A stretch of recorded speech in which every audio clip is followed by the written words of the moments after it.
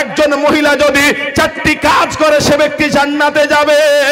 তার মধ্যে একটি হলো আমার নবী বলেন আল মারাতু ইযা সাল্লাত খামসাহা, যে মহিলাগুলা 5 ওয়াক্ত সালাত আদায় করবে, ওয়া সামাত শাহরাহা, এবং রমজান মাসে সিয়াম পালন করবে, ওয়া হাসানাত ফারজাহা, এবং তিনার নিজের সতীত্বের হেফাজত করবে, ওয়া তাদবালাহা, এবং স্বামীর খেদমত করবে।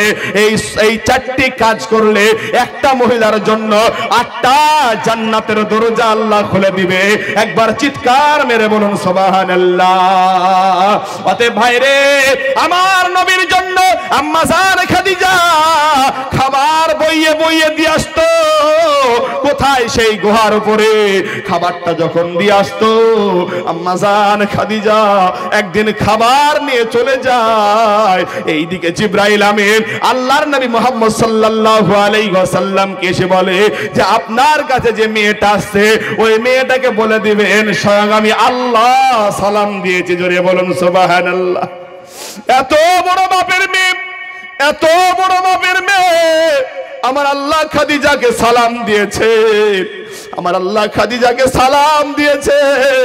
এইবার আল্লাহর নবী খাদিজাকে নিয়ে নিলেন, আর নেয়ার পর সঙ্গে সঙ্গে মুহাম্মদ সাল্লাল্লাহু আলাইহি ওয়াসাল্লাম বললেন খাদিজা গো, তোমার বড় ভাগ্য ভালো খাদিজা, কারণ তোমাকে আমার আল্লাহ সালাম দিয়েছে, জিবরাইল সালাম দিয়েছে। অতএব আল্লাহর নবী মুহাম্মদ সাল্লাল্লাহু আলাইহি ওয়াসাল্লামের প্রিয়তমা বিবিকে আমার আল্লাহ কত ভালোবেসেছিলেন। এইবার আল্লাহর নবীর উপরে আল্লাহ পাক আল্লাহ তাআলা কোরআনের মতন একটা আইন বিধান, একটা কোরআনের মতন আইন আমার আল্লাহ রাব্বুল আলামিন আমার নবীর উপরে নাজিল করে দিলেন। আমার আল্লাহ রাব্বুল আলামিন জিবরাইল আলাইহিস সালামকে বললেন তুমি আমার হাবিবের কাছে চলে যাও। যার পর 5টা আয়াত নাজিল করে দিলেন, বললেন ইকরা বিসমি রাব্বিকাল্লাযী খলাক, খলাকাল ইনসানা মিন আলাক। হে নবী মুহাম্মদ সাল্লাল্লাহু আলাইহি ওয়াসাল্লাম, পড়ুন আপনার রবের নাম যিনি আপনাকে সৃষ্টি করেছে। অতএব এই 5টা আয়াত আপনাকে আল্লাহ তাআলা নাজিল করে দিলেন। আর নাজিল করার পর আল্লাহর নবী মুহাম্মদুর রাসূলুল্লাহ সাল্লাল্লাহু আলাইহি ওয়াসাল্লামকে জিবরিল আমিন ধরে ধরে এইরকম করে ধরেছিল। জিবরিল আমিন নবীজিকে স্বচক্ষে দেখেছিল।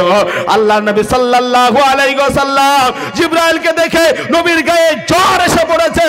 আম্মা জান খাদিজা ঘরের ভিতরে আছে, বাড়িতে আছে। নবী আমার গুহা থেকে জ্বরে অবস্থায় নেমে আসলেন, আর বাড়িতে এসেই বলেছিলেন এ ইয়া খাদিজা, ও খাদিজা জাম্বিলুনি জাম্বিলুনি। বুখারীর হাদিসে এসেছে আল্লাহর নবী তখন খাদিজাকে বলেছেন ও খাদিজা তুমি আমাকে চেপে ধরো, আমাকে তুমি চেপে ধরো খাদিজা গো, আমার গায়ে জ্বর এসে পড়েছে। ও খাদিজা তুমি আমাকে একটি কম্বল দিয়ে আবৃত্তি করে ধরো। খাদিজা তখন জোরে ধরলেন, ধরার পর বললেন কি হয়েছে, কি ব্যাপার, আপনি একটু খুলে বলুন। আল্লাহর নবী তখন সমস্ত কিছু ঘটনা খুলে বললেন।